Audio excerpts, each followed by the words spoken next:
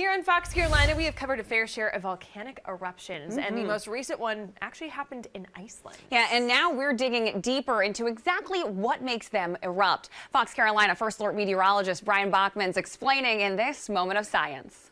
Volcanoes are like a release valve. There are around 1,500 active volcanoes across the globe, and more than 1,000 of them lie around the Ring of Fire.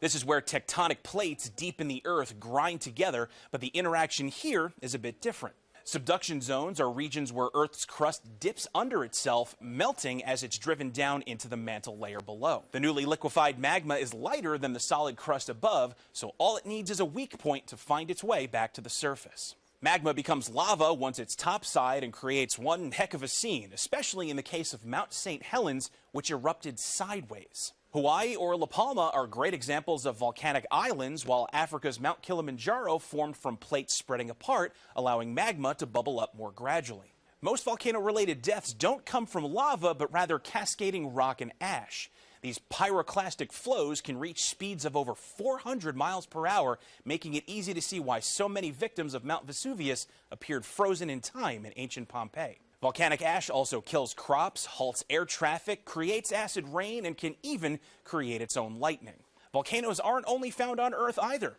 Mars, Mercury, Venus, and even some moons of Jupiter have evidence of volcanic activity. But if you don't have any plans to leave the planet anytime soon, you can always take a trip to the Pacific for volcano tours. Just make sure to keep an ear out for some rumblings from below.